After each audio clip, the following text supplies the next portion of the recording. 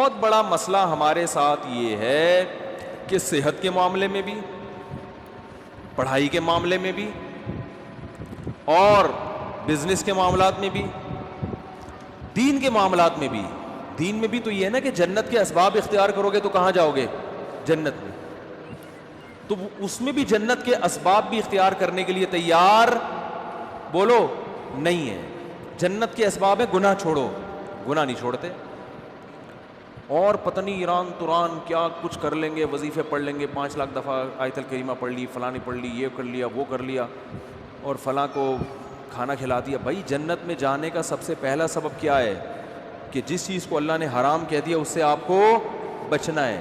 گناہ چھوڑنا ضروری ہے. اپنے عقیدے کو توحید کے بغیر جنت میں نہیں جا سکتے. کتنے اچھے بن جاؤ، شرک پر اگر ہے. دیکھو جیسے دنیا کا کے اسباب ہوتے ہیں نا، کہ جب تک محنت نہیں کرو گے، صحت کی کوشش نہیں کرو گے تو صحت بنتی نہیں ہے. یہ تھوڑی کہ اٹرم پٹرم جو مرضی کھاتے رہو اور آپ پھر بھی صحت مند، ایسا نہیں ہوتا. جو لوگ کہتے ہیں نا فلاں سب کچھ کھا جاتا ہے پھر بھی ٹھیک ہے، ایسا نہیں ہے. ایک وقت اس کو بھی بریک لگانی پڑتی ہے، اس کو روکنا پڑتا ہے اپنے آپ کو. اور جو پھر بھی کچھ نہیں ہو رہا ہے اس کا مطلب ایک ہی دفعہ میں ہونے والا ہے، اس کو ایک ہی دفعہ میں پھٹ جائے گا بیٹھا بیٹھا. کیونکہ جو کچھ ہوتا رہے نا تو انسان پھر بھی تھوڑا سا احتیاط سے چلتا ہے. اس کا مطلب ایک ہی دفعہ میں اس کا کچھ ہونے والا ہے، ٹائٹ طریقے سے دھماکے کے ساتھ پھٹے گا. گرنیڈ ایک ہی دفعہ پھٹتا ہے اور کلاشن کوف سے گولیاں مسلسل چلتی رہتی ہیں، ٹھیک ہے نا. گرنیڈ کیا ہوتا ہے؟ ایک ہی دفعہ پھٹتا ہے بس، وہ دوبارہ چلنے کے قابل نہیں رہتا. تو آخرت میں جانے کا سبب بھی ہے، تو وہ سبب اختیار کیے بغیر ہم انگریز کو کہتے ہیں نا دنیا میں کامیاب ہے مگر آخرت میں نہیں ہے. کیوں نہیں بھائی؟ تم آخرت کا سبب اختیار کرتے ہی نہیں ہو. آخرت میں جانے کے اسباب کیا ہیں؟ عقیدہ توحید ہے، رسالت ہے. پھر جو اللہ نے جس کو حلال کیا اس کو حلال سمجھو، جس کو حرام کہا اس کو حرام سمجھو. پھر لوگ ہم سے لڑتے ہیں کہ یہ سائنسدان کیوں جنت میں نہیں جائیں گے، انہوں نے تو اتنے نیک کام کیے. وہ بھائی جنت میں جانے کے لیے تھوڑی کیے انہوں نے، دنیا کے لیے کیے ہیں. تو دنیا آج ان لوگوں کو بڑے اچھے القاب سے یاد رکھتی ہے، یار اس نے بلب ایجاد کیا.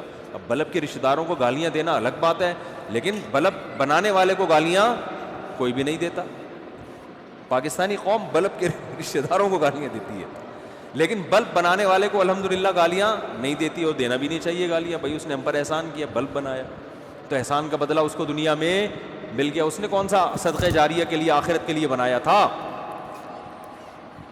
تو جو دنیا میں کر رہے ہیں دنیا کے لیے کر رہے ہیں، آخرت میں کوئی حصہ نہیں. اللہ نے بتا دیا تم نے آخرت کے لیے کیا ہی نہیں ہے، کیونکہ تمہارا تو آخرت پر ایمان ہی نہیں ہے.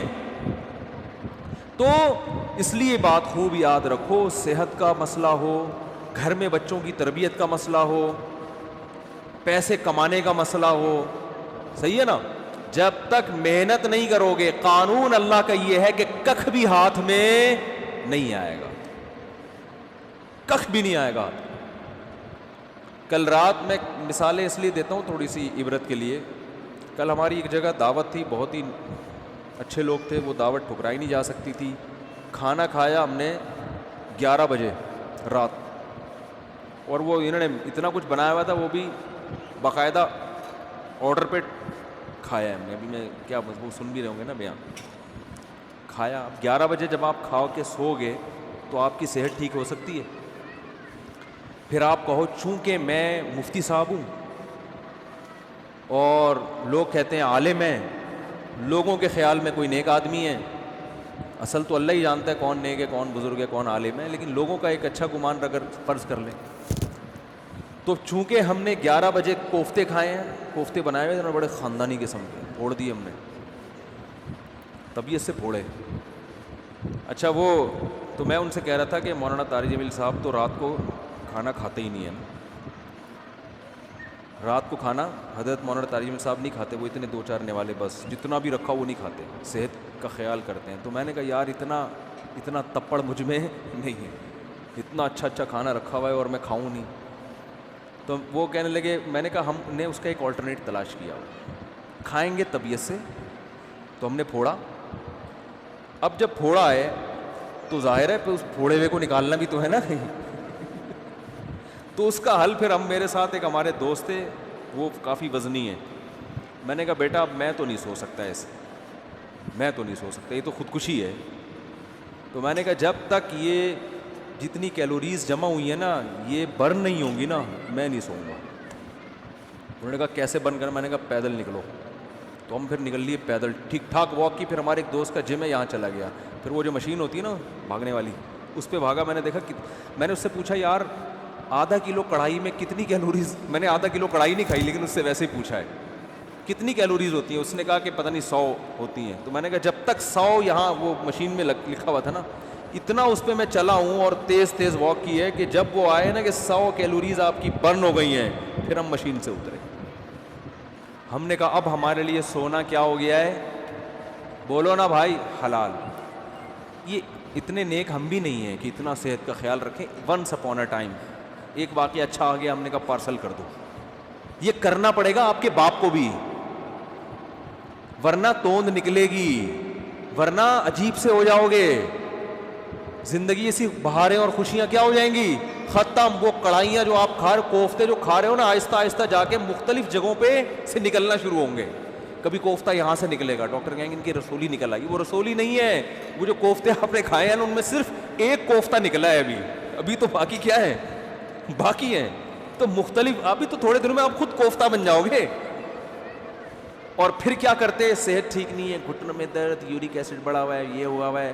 پھر آتے ہیں کہ جی وہ مفتی صاحب کوئی وظیفہ بتا دیں کہ فلاں بزرگ کے پاس چلے جاؤں. پھر وہ فلاں آستانے پہ ایک بڑے اولیاء اللہ بیٹھتے ہیں, آدمی ہے کہ لیکن اولیاء اللہ, اولیاء تو ولی کی جمع ہے بھائی, ولی اللہ ہوتا ہے اس کو لوگ کیا کہتے ہیں, اولیاء اللہ بیٹھتے ہیں. اولیاء اللہ تو بہت سارے ہول سیل کے حساب سے کہہ رہے ہیں. وہ فلاں آستانے میں ایک اولیاء اللہ بیٹھتے ہیں, وہ ایسا دم کرتے ہیں بھائی, ان کے پاس جاؤ, ایسا تعویذ ہے.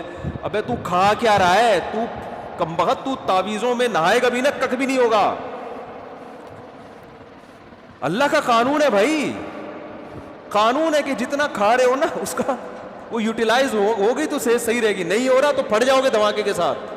بچوں میں تو چلو گروتھ ہو رہی ہوتی ہے نا, اب 40 سال میں گروتھ تھوڑی ہوگی آپ کی, اب تو فیٹ بڑھے گا, اب تو پھوڑے نکلیں گے, وہ کوفتے نکلیں گے مختلف جگہوں سے, آپ کے کولیسٹرول بڑھے گا 10. پھر بھی اگر مر جائے آدمی تو پھر اللہ نے مار دیا. اونٹ پہ بیٹھے ہوئے آدمی کو بھی کتا کاٹ لیتا ہے جب انسان کی لکھی ہوئی ہوتی ہے. لیکن پھر اس بیماری پر گناہ نہیں ملتا بلکہ درجات بلند ہوتے ہیں. ہمارے نبی صلی اللہ علیہ وسلم بھی بیمار ہوا کرتے تھے, بخار آیا کرتا تھا, اور آپ فرماتے تھے بخار مومن کے حق میں اللہ کی رحمت. لیکن آپ کو یہ بخار معاذ اللہ بد پرہیزی سے نہیں آتا تھا. سمجھ میں آ رہی ہے بات؟ ایک بیماری اللہ کی طرف سے ہوتی ہے, وہ آپ کی کوتاہیوں کی وجہ سے نہیں ہوتی. وہ بیماری اللہ کی رحمت ہے, اس میں گناہ معاف ہوتے ہیں. آج جو میجورٹی بیمار ہو رہی ہے وہ اللہ کی خوشی سے نہیں ہو رہی, وہ اپنی حرکتوں سے ہو رہی ہے, اور اس میں امیدیں لگا کے بیٹھے میں بہت ثواب ملے گا, میرے گردے فیل ہو گئے ہیں, مجھے بہت زیادہ کیا ملے گا, ثواب ملے گا, میرے گردے فیل ہو گئے. میں نے ایک صاحب کو کہا, میں نے کہا اپنا بی پی چیک کرا لیا کرو, آپ کے مجھے دماغ کی سیٹنگ کیا لگ رہی ہے, آؤٹ لگ رہی ہے. کبھی کبھار نا میں نے کہا چیک کرا لیا کرو, کیونکہ مجھے نہیں لگ رہا کہ آپ کا بی پی نارمل ہے. ابے چیک ویک کرانے سے کچھ نہیں ہوتا, مجھے خود بتا رہے تھے. ابے بی پی چیک کرانے سے, جب یہ تو انہی کو ہوتا ہے جو چیک کراتے ہیں, الٹا ہوتا ہی انہی کو ہے جو بار بار کیا کرتے ہیں. میں نے کہا کتنے بلڈ پریشر کے مریض ہیں ہمارے معاشرے میں, یا تو نہ ہوتا نا یہ, پھر خام ہمیں وہمی بن کے بلا وجہ جا رہے. وہی ہوا, ان کے پتہ نہیں کوئی رکھ پھٹ گئی, ان کی بی پی ہائی تھا, پتہ ہی نہیں چلا ان کو. اور ایک صاحب کے ساتھ تو ایسا ہوا, ان کو بھی سمجھایا, ان کا تو انا للہ ہی ہو گیا, اللہ تعالیٰ مغفرت فرمائے. بہرحال وہی بات ہے, اللہ تو معاف کر دے گا اگر بعد والے اس کے لیے توبہ استغفار کرے, لیکن فطرت معاف نہیں کرتی. فطرت نے دماغ کی رگ, بولو, اتنا یہ نہیں دے گا کہ بھئی یہ.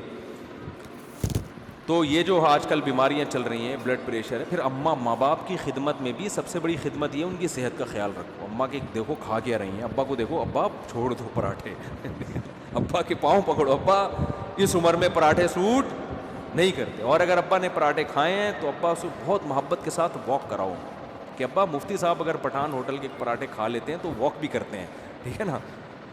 آپ نے مفتی صاحب کے بیان سنے کہ انہوں نے ہوٹل کے پراٹھے کھائے ہیں, تو ابا پھر وہ دیکھو, پھر بھی اللہ کی طرف سے سب کچھ ہو سکتا ہے. بڑے بڑے صحت مند ہم نے دیکھے ہیں, دھڑام سے نیچے گئے, تو وہ اللہ کی طرف سے ہے نا, وہ تو اللہ سے تو تھوڑی کوئی لڑ سکتا ہے. لیکن قانون یہی ہے, اور قانون کو فالو کرو گے تو 99% غالب یہی ہے کہ اللہ کی مدد آئے گی. حکیم محمد سعید صاحب جو ہے نا, قانون کو فالو کرتے تھے, نیک آدمی تھے, کبھی تکبیر اولیٰ فوت نہیں ہوتی تھی ان کی.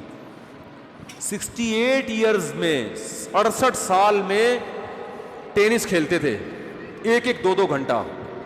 آج کوئی کھیل سکتا ہے؟ 40 سال کا آدمی کمر پکڑ کے بیٹھ جائے گا. اس لیے کہ صحت کے اصولوں پر عمل. بھائی اتنے بجے کھانا ہے, یہ نہیں کھانا. ایک حد تک تو سب کچھ چل جاتا ہے, اٹرم پٹرم برگر شرگر انڈے والا وہ والا بھی پھوڑ دیا. اور اس کے بعد فطرت انتقام لینا شروع کرتی ہے. تو ہم کہتے ہیں نہیں جی, اصل میں تو یہ انہی کو ہوتا ہے جو زیادہ احتیاط کرتے ہیں. آج ایک آدمی کہنے لگا کورونا انہی کو ہو رہا ہے جن کو جو زیادہ احتیاط کر رہے ہیں. میں نے کہا کتنے لوگوں پہ تحقیق کیا آپ نے؟ 2-4 ایسے ہوں گے جنہوں نے احتیاط کی پھر بھی ہو گیا. زیادہ تر وہی ہیں جو احتیاط نہیں کرتے, ان کو ہو جاتا ہے. تو تحقیق جب کی جاتی ہے نا تو 2-4 آدمیوں کو دیکھ کے نہیں کی جاتی, پوری رپورٹ آپ کے پاس ہو اس کے بعد تحقیق کا پتہ چلتا ہے. تو میرے بھائی, مسلمان کے ساتھ بہت بڑا مسئلہ یہ ہے کہ وہ کامیابی کے اسباب اختیار نہیں کرتا. صرف ایک صحت کی مثال میں اس لیے دیتا ہوں کہ صحت کا ایشو تو ہر ایک کے ساتھ ہے نا بھائی. ہر آدمی تاجر تھوڑی ہے, بزنس مین تھوڑی ہے. کچھ ملازمت کرتے ہیں, کچھ تاجر میں, کچھ پڑھائی پڑھ رہے ہیں, کچھ کوئی اور کام کر رہے ہیں. لیکن صحت تو ایک ایسی چیز ہے جس سے ہر ایک کو محبت ہوتی ہے نا. تو اسی صحت کے معاملے میں اپنے حالات دیکھ لو, اسی صحت کے معاملے میں اپنے حالات دیکھ لو کہ جس کو اپنی صحت کی فکر نہیں ہے وہ باقی کام کیا ٹھیک کرے گا. آپ کہہ سکتے ہو ہمیں صحت کی فکر اس لیے نہیں ہے کہ ہمیں کوئی صحت بنانے کا زیادہ شوق ہی نہیں ہے. یہ 100% غلط ہے. اگر یہ بات درست ہوتی تو آپ بیمار ہو کے اتنا پریشان نہ ہوتے. پھر آپ کو شوگر ہو جاتی, آپ خوش ہوتے یار ہمیں کون سا صحت ہو گئی, کوئی مسئلہ نہیں. ابے ایسی ٹینشن میں آتے ہیں یار یہ کیا ہو گیا, کڈنی فیل ہو گیا, تو آپ کہتے ہیں کوئی مسئلہ نہیں, کڈنی ہے نا, فیل ہو گیا تو کیا ہوا, دوسرا لگوا لیں گے, ادھار لے لیں گے 70 وہیں سے کچھ دنوں کے لیے. لیکن آپ کتنی ٹینشن میں آتے ہو, اس کا مطلب آپ صحت پہ کمپرومائز کرنے کے لیے تیار نہیں تھے. آپ سستی, کاہلی اور معذرت کے ساتھ, بہت ہی معذرت کے ساتھ, پوستی پن کی وجہ سے ایسا ہو رہا ہے آپ کے ساتھ. پوستی پن سمجھتے ہیں؟ پوستی نہیں پتہ, اتنا مشہور گالی ہے یار, پوستیوں کی طرح پڑا رہتے, کہتے نہیں ہیں. تو وہ یہ پوستی پنا ہے کہ پرواہ ہی نہیں ہے, نہ کھانے کا ہوش, کھائے جا رہے ہیں تو نان اسٹاپ کھائے جا رہے ہیں. ایک بندہ آیا, میں ڈاکٹر کے پاس بیٹھا ہوا تھا, اتنا گول موٹا ماشاءاللہ, ڈاکٹر کے پاس آیا, کہہ رہا ڈاکٹر صاحب میرا پیٹ بھی بڑھ گیا, وزن بھی بڑھ گیا ہے, میں چاہتا ہوں یہ وزن کم ہو جائے, لیکن اللہ کا واسطہ مجھے واکنگ کا مشورہ نہ دینا. میں اسے جاگنگ کا کہنے والا تھا, وہ کہہ رہا تھا کہ اللہ کا واسطہ مجھ سے چلا نہیں جاتا, کوئی دوائیں کھلا دو میں ہلکا ہو جاؤں. ڈاکٹر نے اس کو بولا بھائی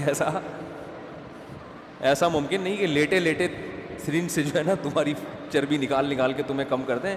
فٹ بال میں سے تو ہوا ایسے نکالی جا سکتی ہے, بندے میں سے ہوا نکالنا میرے بھائی آسان نہیں ہے. بندے کو اپنی ہوا خود ہی نکالنی پڑے گی, چلے بغیر یہ ممکن نہیں ہے. تو دیکھو ہارڈ ورکنگ, محنت, دماغی محنت بھی, جسمانی محنت بھی, جب تک اس سستی کو اپنے آپ سے دور نہیں کرو گے, نہ اللہ کے ہاں کوئی مقام حاصل کر سکتے ہو اور نہ دنیا کے ہاں کوئی مقام حاصل کر سکتے ہو. اور اس میں یہ امیدیں, بے دین آدمی تو کہتا ہے چلو کہیں بھی مقام نہیں مل رہا کیا کریں, دیندار آدمی اس پہ دین کا لیبل لگا دیتا ہے. یہ ہے اصل چیز.